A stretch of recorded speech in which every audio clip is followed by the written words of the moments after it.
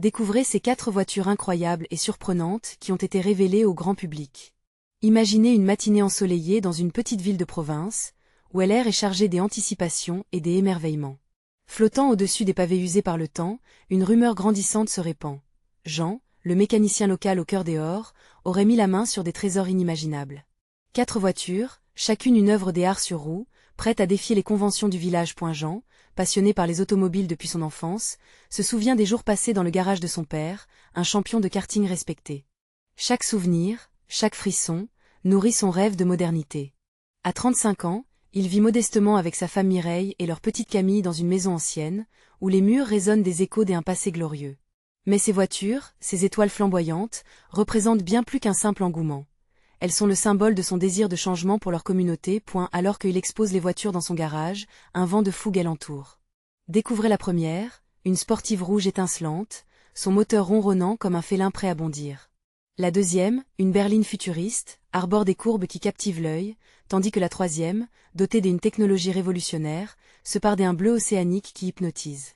Et puis, il y a la quatrième, un modèle vintage restauré, qui évoque une nostalgie profonde, reliant le passé et le futur. Jean s'imagine déjà les présenter à la fête locale, cet événement tant attendu, mais l'effervescence de Jean est rapidement assombrie par la désapprobation des villageois. Pour eux, ces voitures étranges incarnent une menace pour leur tradition. Les murmures s'intensifient, et certains le qualifient de rêveur fou, des ingrats qui met en péril l'héritage de ceux qui l'ont précédé. Jean se sent désarmé, son cœur lourd de doutes. Lors de la première présentation, trop timide, les murmures de dédain résonnent. Elle échec et s'impose comme une réalité cuisante, et l'atmosphère, si prometteuse, s'assombrit. Un soir, lors d'une réunion tumultueuse, les passions s'enflamment. Les anciens clament haut et fort pour préserver l'héritage, tandis que la jeunesse rêve de changement. Leurs cris pleins de colère et de peur sont déchirants. Jean, le regard rempli de détermination, s'avance et se rappelle les mots de son père. L'honnêteté et la passion ouvrent des portes. Il prend la parole, sa voix tremblante mais résolue. Son plaidoyer éveille à l'empathie en lui, il partage non seulement ses rêves mais aussi ses sacrifices. Avant de continuer, je dois vous avertir de quelque chose d'important qui se passe. YouTube a fait des changements dans le système et beaucoup de personnes perdent les notifications des chaînes qu'elles suivent. Si vous aimez le contenu, cliquez sur la clochette et marquez « Toutes les notifications » pour ne pas rater les prochaines vidéos. Et si vous pouvez laisser un like, ça m'aide énormément avec la portée sérieusement, ça fait la différence. Ah, dites-moi dans les commentaires d'où vous regardez. J'ai toujours la curiosité de savoir qui est de l'autre côté de l'écran. Maintenant continuons. Avec émotion, il évoque sa famille, son admiration pour son père et son amour pour sa petite fille. Les regards commencent à changer dans l'auditoire. Une lueur d'espérance s'allume, mais le fossé entre tradition et modernité semble toujours trop grand. Alors que la réunion touche à sa fin, une voix propose un concours, un espace où l'innovation pourrait rencontrer le respect des traditions. Jean sent son cœur s'emballer. Peut-il vraiment rassembler la communauté pour faire briller son rêve au-delà de l'obscurité? La nuit se clôt sur une promesse incertaine, aiguillant Jean vers un avenir qui pourrait transformer sa ville. Il est tôt le matin lorsque Jean se réveille, le cœur battant des excitations et des angoisses. Aujourd'hui marque le jour du concours, un événement qui pourrait changer la perception des villageois vis-à-vis de ces précieuses voitures. Il entend déjà les oiseaux chanter à l'extérieur, comme s'ils célébraient l'aube d'une nouvelle époque. Mireille, à ses côtés, se tourne vers lui, un sourire rassurant illuminant son visage. « Tu es prêt ?» demande-t-elle doucement, sentant l'hésitation qui s'empare de lui. Jean acquiesce, même si son estomac se noue. Au fond de lui, il sait que ce concours n'est pas seulement une chance de gagner. C'est une occasion de prouver que la modernité et la tradition peuvent coexister. Et surtout, c'est son combat pour l'espoir, pour l'avenir de sa petite Camille. En se dirigeant vers le lieu du concours, la tension est palpable. Les pavés résonnent sous ses pas, et il sent le regard fracassant des villageois, à la fois curieux et méfiant. Mais cette fois, il ne peut pas reculer. Il doit montrer à sa communauté que ces voitures ne sont pas une menace, mais plutôt un appel au changement et à la renaissance. Lorsqu'il arrive, une foule se rassemble déjà, un mélange de visages familiers, illuminés de regards sceptiques et d'autres qui scintillent d'une curiosité inédite. Le comité du concours, composé des anciens du village, observe chaque mouvement avec une intensité presque écrasante. Jean s'approche de ces voitures, chacune d'elles attendant d'être révélée, comme des actrices en coulisses prêtes à monter sur scène. Elle commence par la voiture rouge, la sportive. Mesdames et messieurs, voici la première merveille, une combinaison de style et de performance, annonce-t-il, sa voix prenant de l'ampleur. Sous les lumières brillantes, la voiture semble vibrer, son moteur ronronnant avec une conviction palpable. Les murmures dans le public s'intensifient. Certains semblent intrigués, d'autres restent figés, braquant des yeux ronds sur la machine. Cette voiture est conçue pour inspirer, pour rêver, continue-t-il, le cœur battant à tout rompre. Il observe chaque réaction, et s'accrochant aux signes des intérêts. Il passe à la berline futuriste, expliquant son design novateur, son confort. Puis vient le modèle bleu océan, où il évoque la technologie révolutionnaire qui pourrait minimiser l'impact environnemental, un aspect qui fait vibrer quelques cœurs parmi les plus jeunes dans l'assistance. Lorsqu'il présente le modèle vintage, une vague de nostalgie l'envahit. C'est un hommage à notre passé, mais aussi une invitation à aller de l'avant. Chaque voiture lui semble parler, chaque geste de sa main sur la carrosserie ravive des souvenirs, ses rêves d'enfant. Mais alors qu'il fait face à l'assemblée, il réalise qu'une voix forte s'élève parmi la foule. C'est René, est l'un des plus fervents défenseurs de la tradition. Jean, tu veux transformer notre village en une usine à rêves.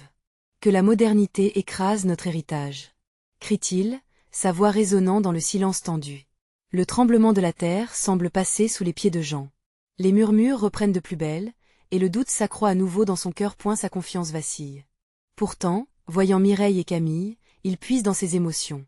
Non, René, je ne veux pas écraser nos traditions. Je veux les célébrer, leur donner vie dans un monde en changement. Imaginez notre village en utilisant ses merveilles pour attirer les touristes, pour mêler passé et futur. Il scrute les visages, cherchant des signes et des empathies. Le vent souffle, emportant avec lui un soupçon de tension, un espoir fragile.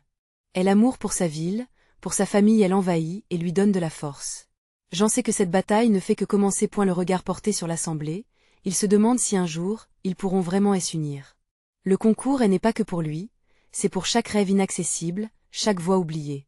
Et dans la profondeur de son cœur, une question brûle, vont-ils l'accepter, l'acclamer, ou l'accuser de folie? Alors que l'atmosphère et l'angoisse s'intensifient, une petite voix d'enfant s'élève, rompant le silence. Papa, je crois en toi. La promesse d'un avenir plus lumineux s'annonce, mais la route sera semée d'embûches. J'en sais que la prochaine étape est décisive. Peut-il vraiment unir ces cœurs égarés, ou sera-t-il seul dans sa quête? Le silence qui avait suivi les paroles de Camille ne tarda pas à se dissiper, remplacé par des chuchotements intrigués. J'en sentis une bouffée d'énergie, comme un rayon de soleil perçant à travers un ciel nuageux. Ce simple soutien de sa fille résonnait profondément en lui, donnant une nouvelle vie à son discours. « Merci, ma chérie. » répondit-il, se tournant vers elle avec un sourire, avant de reporter son attention sur la foule. Il devait lutter contre la tempête qui se profilait, contre les doutes qui déferlaient comme des vagues contre un rivage insistant.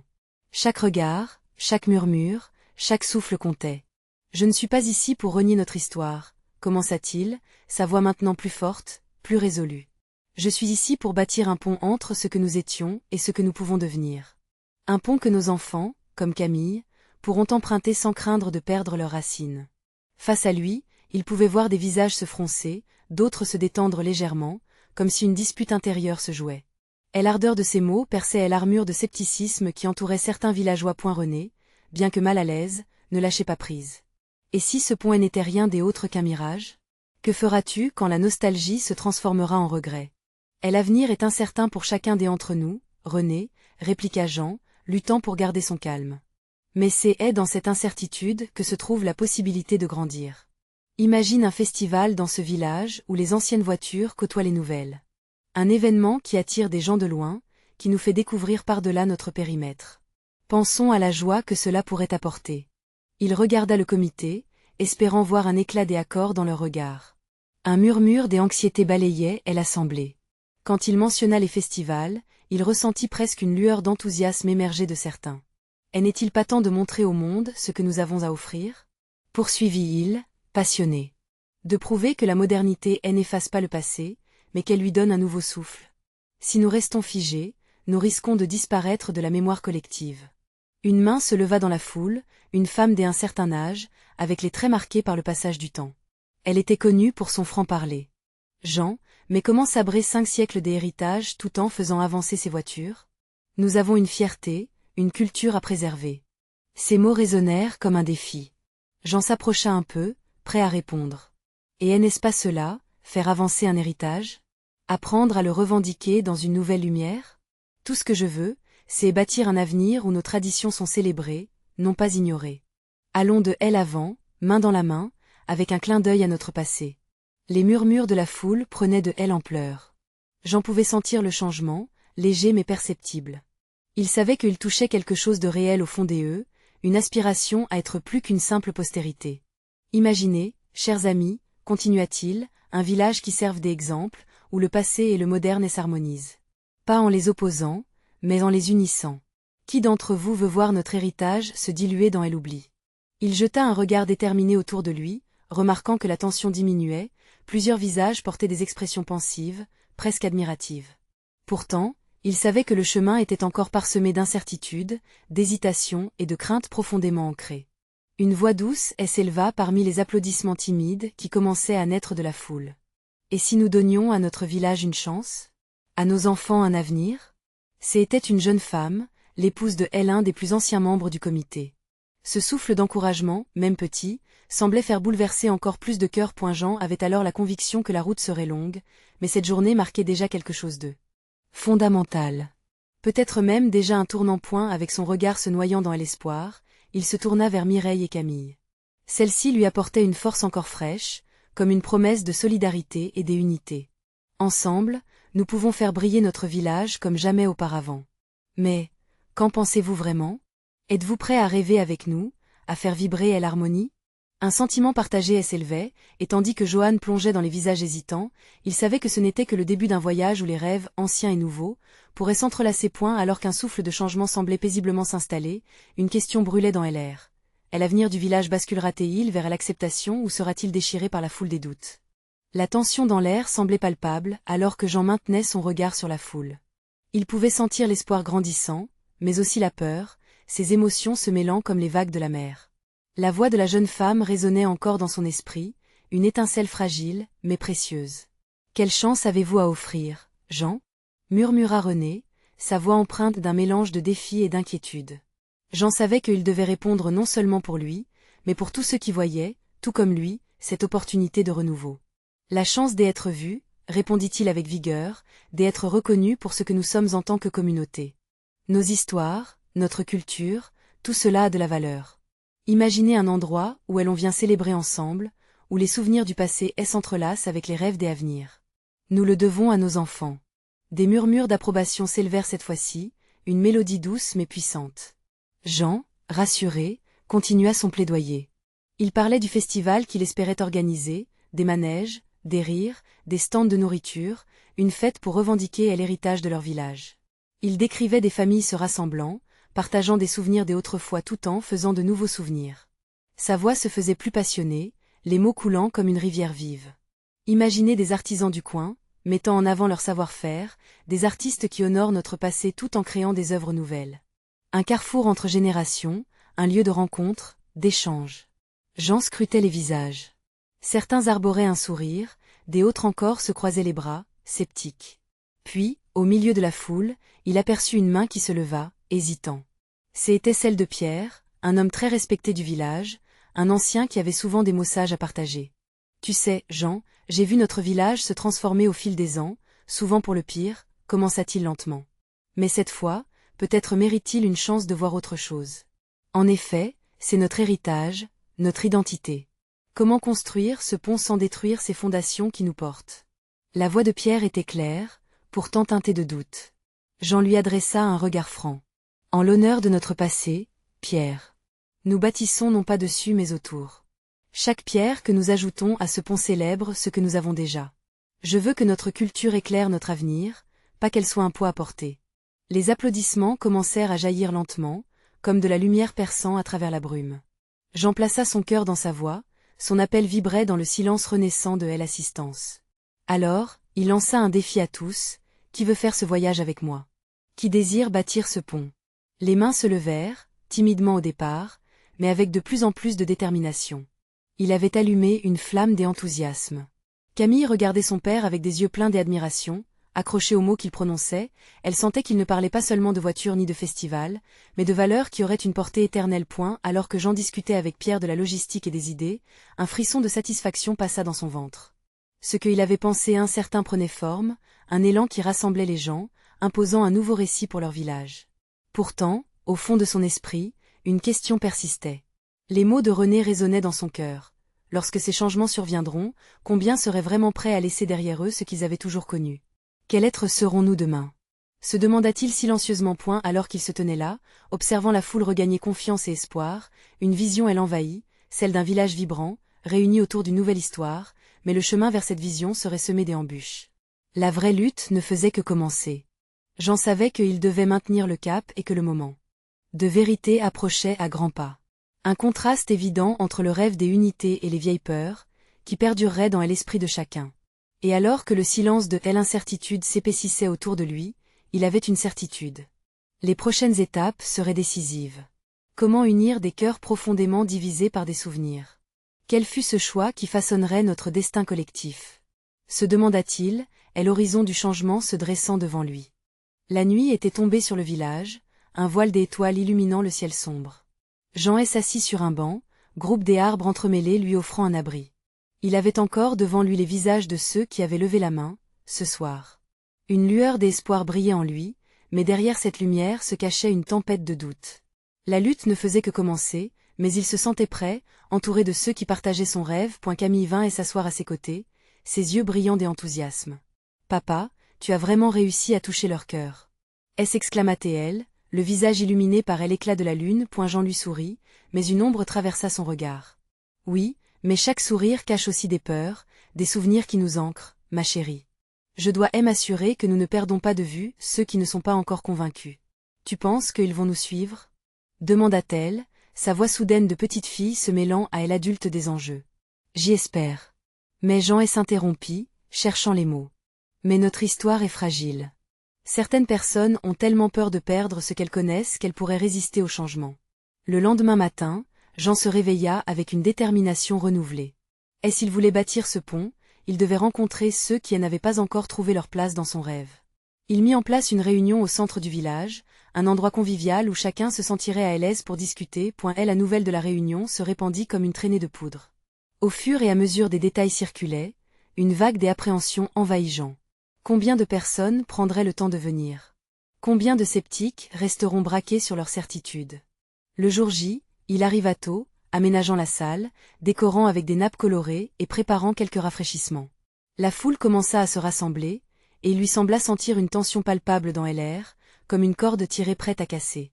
Tous ces visages avaient porté leurs histoires avec eux, allant des attitudes fermées aux sourires hésitants. Pierre fut le premier à faire son entrée. « Bon matin, Jean. J'espère que tu es prêt. » Sa voix était empreinte de sagesse, mais il y avait une légèreté dans son regard qui rassurait Jean. « Prêt, je crois. Mais j'y appréhende un peu, » admit-il, touchant de nouveau sa plume qui le sécurisait. La salle se remplit, et au fur et à mesure que les gens s'installaient, il sentit son cœur battre plus fort. Il regarda les visages, cherchant des signes, prêt à accueillir ceux qui viendraient avec leurs inquiétudes. « Merci à tous d'être venus, » commença Jean, retenant son souffle. « Aujourd'hui, je ne suis pas ici pour vous convaincre de quoi que ce soit. Je suis ici pour écouter. Chacun de vous a une histoire, une expérience. Partageons ensemble pour voir où nous pouvons nous rassembler. » Les premiers murmures se firent entendre. Une femme, la voix tremblante, prit la parole. « J'ai peur que nous perdions notre identité dans tous ces changements, Jean. Ce que nous avons déjà, même s'il n'est pas parfait, me semble plus sûr que l'inconnu. » Jean hocha la tête, écoutant attentivement. « Je comprends, et ces préoccupations sont légitimes. Mais imaginez qu'ensemble, nous puissions créer un espace qui honore notre passé tout en regardant vers l'avenir. » Les échanges s'enchaînaient, certains apportant des critiques, des autres de sincères encouragements. Dans chaque mot, il pouvait sentir les mains se tendre, une sorte de lente communion naissait. Cependant, au fond de lui, la peur de tel échec persistait. Que se passerait-il si cet élan de mouvement tournait à la désillusion? À la fin de la réunion, plusieurs promesses de soutien avaient émergé, mais au fond Jean savait qu'un défi demeurait, obtenir la confiance des plus réticents. Tandis que les gens commençaient à quitter la salle, il se demanda quel type de communauté ils pourraient vraiment bâtir et s'ils naviguaient ensemble, malgré les incertitudes. En regardant Camille, qui elle observait, il ressentit une once d'espoir. Il se tourna vers Pierre. Peut-être que chaque voix compte, même celles qui craignent le changement. Si l'un des eux dit oui, peut-être que les autres embrasseront cette peur pour la transformer en force. Mais le prix à payer serait élevé. Les divisions seraient-elles pour toujours oubliées? Le chemin vers l'unité semblait encore long, et j'en pris une grande inspiration en repensant à cette question persistante. Quel sera le choix qui marquera leur destinée collective? Et alors qu'il voyait le soleil se coucher, il sut que les jours à venir apporteraient des défis bien plus grands que ceux qu'ils avaient affrontés jusqu'à présent. Jean se leva le lendemain, avec la résolution de franchir un nouveau cap. Le village était encore engourdi par le rêve de la nuit précédente, mais son cœur battait déjà au rythme des possibilités. Avec Camille à ses côtés, il se dirigea vers le marché, l'endroit où tout le monde se retrouvait, où les rumeurs circulaient, mais aussi où les histoires individuelles prenaient vie. Et la journée était radieuse, et le parfum du pain frais émanait de la boulangerie. Jean s'arrêta un instant, inspirant profondément. « Tu sens ça, Camille? C'est l'odeur du changement. » Elle sourit, légère comme l'air. « Oui, mais si les gens ne sont pas prêts à goûter à cette nouvelle recette? Alors, nous leur donnerons un avant-goût, répliqua-t-il en serrant la main de sa fille. J'en savais que c'était dans ces échanges simples, dans ces interactions quotidiennes, que résidait la clé pour convaincre ceux qui restaient hésitants. À un marché, ils rencontrèrent des autres villageois. Jean s'approcha de Margot, une femme âgée au regard pénétrant. « Margot, peux-tu nous parler de ce qui te préoccupe? Nous voulons comprendre. » Margot ajusta ses lunettes et observa Jean avec une intensité soudaine. « Je crains que tout ceci ne soit qu'un rêve, un mirage. Et les rêves, comme tu le sais, s'évanouissent facilement. J'ai vu tant de promesses brisées. » Jean hocha la tête, écoutant. « Je ne vous demande pas d'y croire aveuglément. Mais si nous unissons nos voix, nos rêves peuvent devenir réalité ensemble. Je veux savoir comment tu imagines notre avenir. » Et peu à peu, la conversation avec Margot devint le point de départ d'un dialogue plus large. Des autres villageois se joignaient, chacun partageant des inquiétudes, des espoirs et des souvenirs.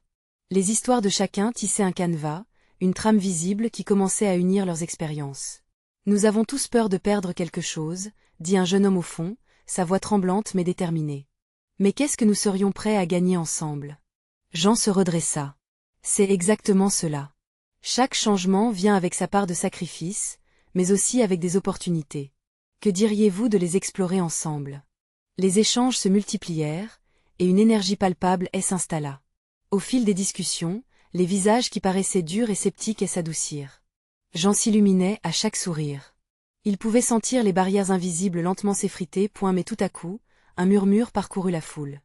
Un vieil homme, connu pour son franc-parler, s'avança. « Jean, je ne suis pas sûr que tu réalises à quel point ce que tu proposes pourrait déranger nos coutumes. Chaque changement doit être pesé, moi-même j'y ai des profondes réticences. » Jean plongea son regard dans celui de l'homme. « Je sais que le chemin ne sera pas facile, mais si nous gardons les cœurs et les esprits ouverts, je suis convaincu que nous pourrons entamer ce voyage ensemble. » La discussion se prolongea, chacun partageant des visions pour le futur qui pourraient transcender leurs peurs. Et alors que le soleil commençait à descendre dans le ciel, Jean ressentit une chaleur réconfortante dans son cœur. Chaque voix, chaque histoire devenait une étape décisive vers ce qu'il bâtissait. Il se tourna vers Camille, qui l'éclairait de son sourire. « Tu vois, ma chérie, c'est ici que tout commence. Pas seulement avec des mots, mais avec des cœurs unis. » Mais au fond de lui, les doutes revinrent le hanter. Que faire si les meilleures intentions ne suffisaient pas? Et quand le véritable défi se manifesterait, serait-il vraiment capable de surmonter ces épreuves ensemble?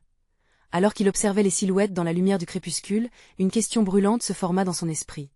Leur communauté saura-t-elle s'élever au-delà des discordes et s'unir pour un avenir partagé? La nuit tombait lentement, et le doute s'installait à nouveau, tandis que l'inconnu se profilait à l'horizon. Quel choix devront-ils faire pour transformer leur espoir en réalité? Jean ne pouvait pas s'empêcher de penser aux enjeux que son rêve impliquait. La nuit venait d'engloutir le village, mais son cœur était en proie à des tempêtes internes. Camille, à ses côtés, semblait ressentir ce poids.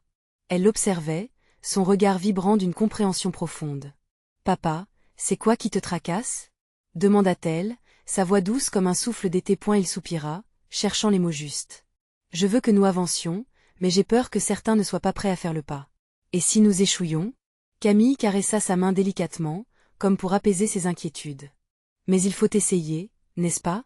Parfois, il faut se lancer dans l'inconnu. C'est comme quand j'ai appris à faire du vélo. Au début, j'avais peur de tomber, mais une fois que j'ai essayé, j'ai découvert la liberté. » Sa sagesse enfantine touchait Jean en plein cœur. « Tu as raison, ma chérie. Chacun d'eux pourrait trouver cette liberté aussi. » Le lendemain, Jean rassembla les villageois autour de la fontaine, lieu de rencontre habituel. Son cœur battait fort, remplissant son esprit de doute à chaque battement. Pourtant, il savait qu'il devait agir. Il avait besoin de les inspirer, de leur montrer que l'union pouvait vraiment transformer leur quotidien. Mes amis, commença-t-il avec une voix qui tentait de rester ferme, hier, nous avons partagé nos craintes. Aujourd'hui, j'aimerais que nous visions un avenir meilleur ensemble. Pensez à ce que nous pourrions construire si nous unissons nos efforts et nos rêves. Les murmures parcouraient l'assemblée comme un frémissement. Certains acquiesçaient, d'autres froncèrent les sourcils, mais tous étaient là, intrigués soupçonneux, certes, mais présents. Je propose que nous organisions des discussions ouvertes chaque semaine, un espace où chacun pourrait partager ses idées pour notre communauté. Que diriez-vous de créer un comité?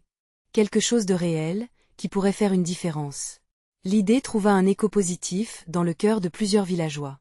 Ils commencèrent à discuter entre eux, partageant des visions avec enthousiasme. Au fur et à mesure que les échanges prenaient forme, Jean observa des sourires se dessiner, des regards qui s'illuminaient. Soudain, Margot, elle aînée, prit la parole, provoquant un moment de silence.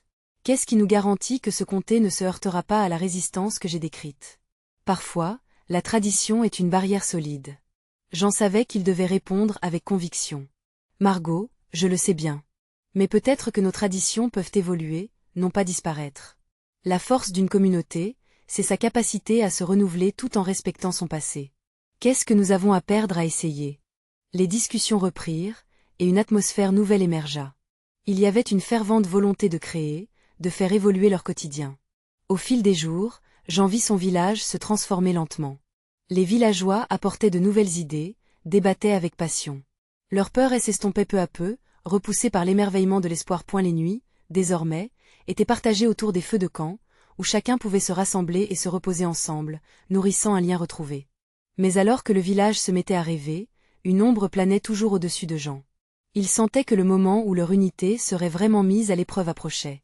Un tournant inévitable se profila à l'horizon, et il ne pouvait s'empêcher de se demander comment il réagirait quand les vents du changement souffleraient plus fort. Que vais-je faire si la peur revient frapper à notre porte? Se demanda-t-il.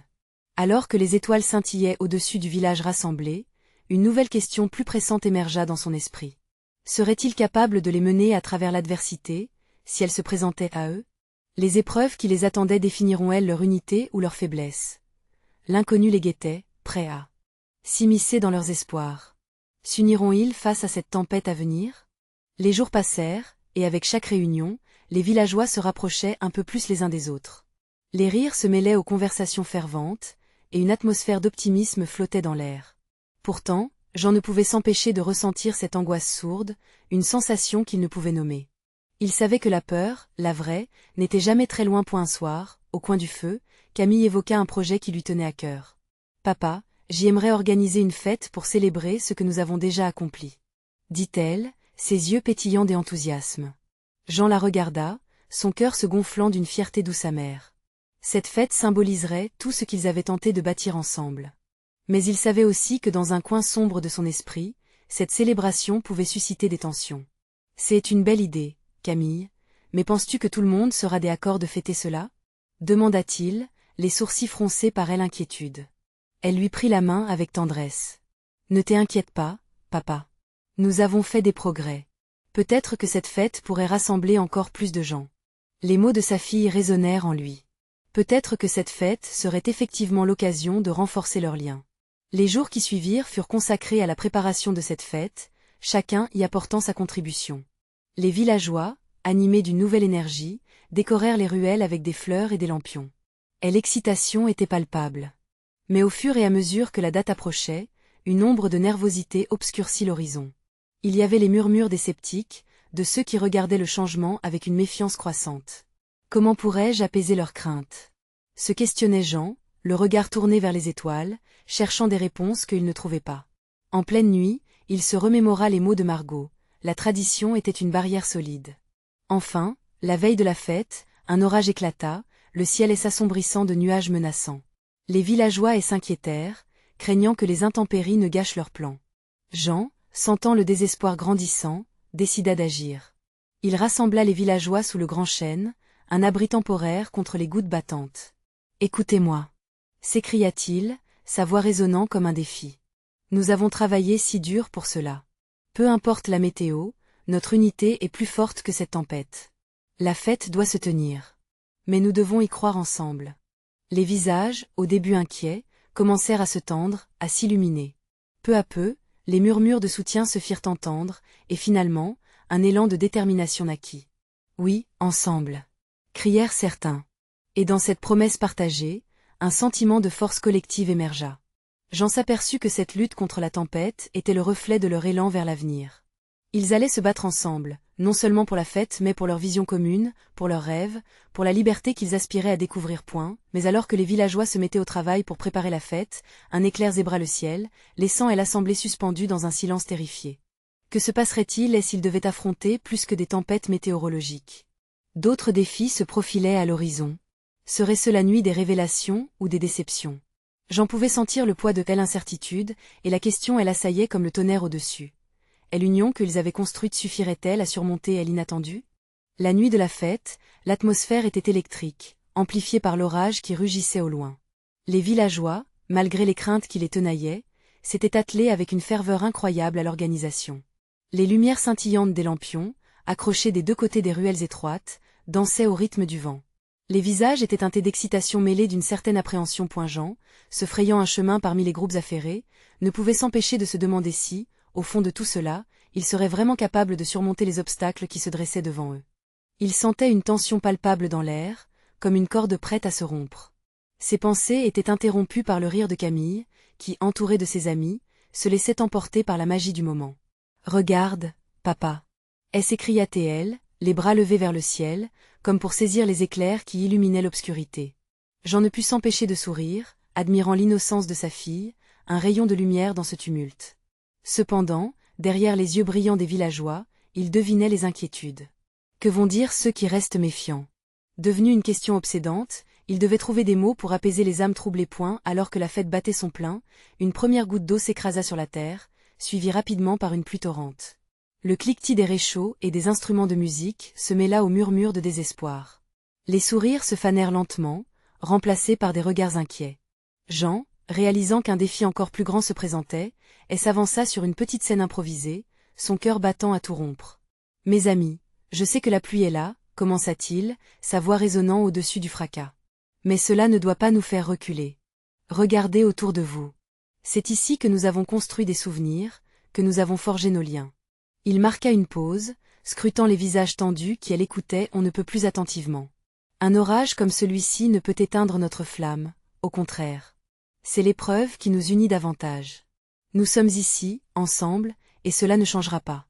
Nous avons une raison de fêter, même sous cette pluie. Les murmures dubitatifs débutèrent à se disperser, remplacés par des cris de soutien venant d'ici et là. Jean, galvanisé par cette réponse, poursuivit, « Écoutez. Rien ne peut nous séparer si nous agissons ensemble. La force d'un village réside dans son cœur. Et le nôtre est indéfectible. » Tandis qu'il parlait, il remarqua une silhouette familière s'avancer au sein de la foule.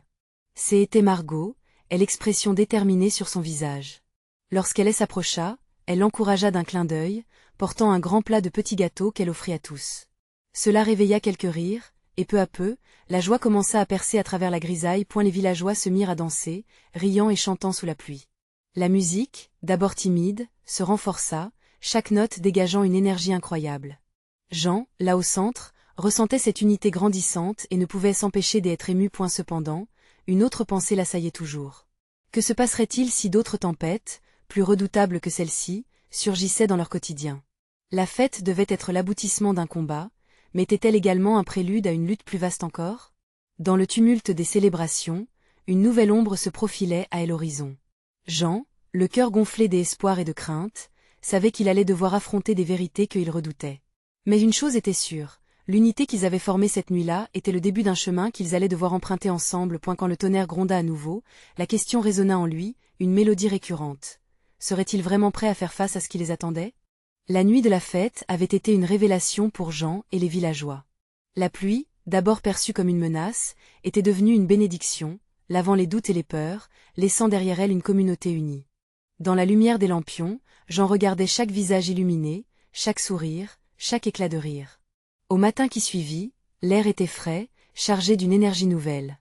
Jean s'éveilla au chant des oiseaux, qui résonnait comme une mélodie d'espoir.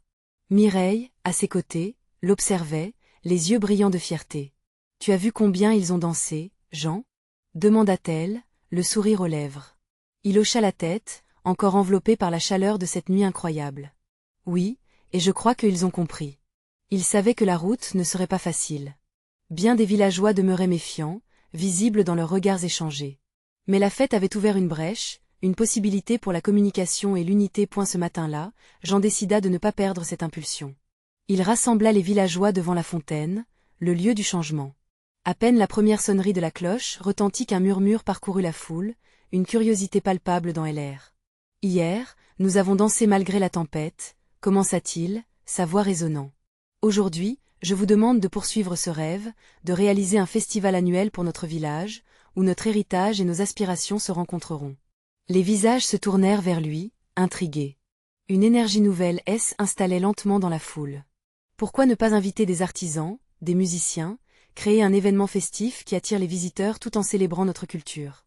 Nous pouvons construire ensemble un avenir qui respecte notre passé et embrasse l'avenir.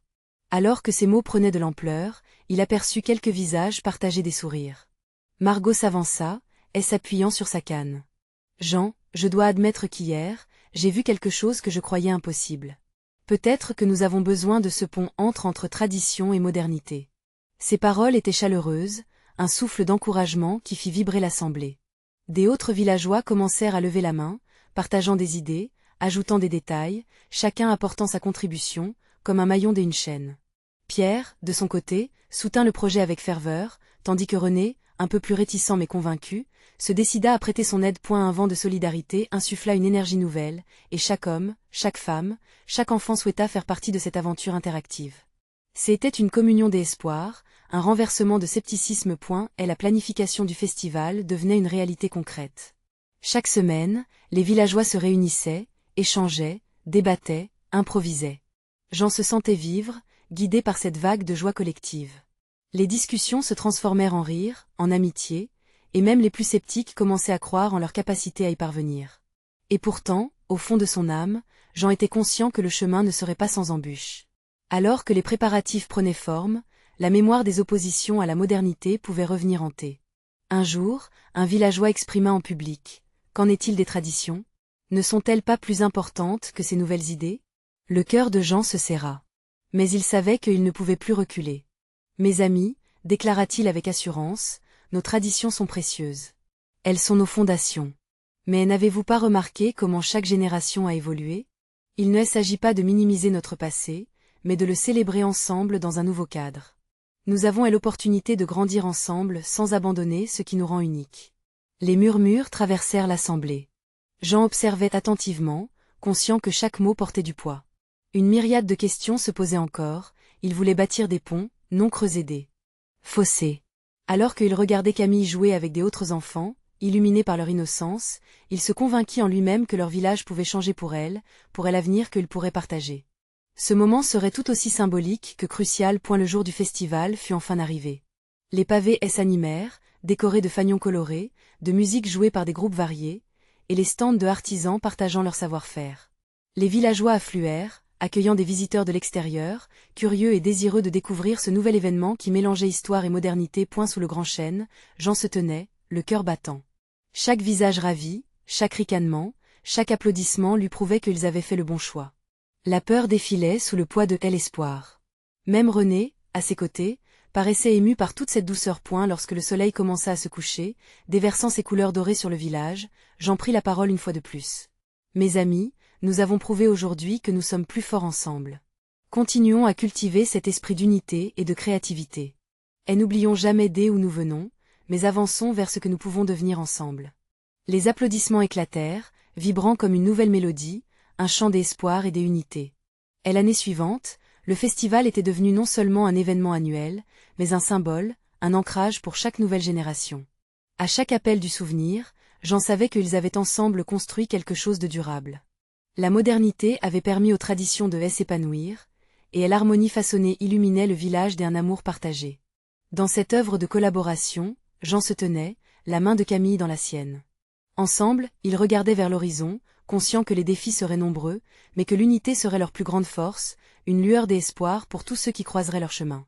Et chaque jour, le goût du changement continuait de se mêler au parfum du pain frais de la boulangerie, une promesse de renouveau. N'attendez pas une seconde de plus.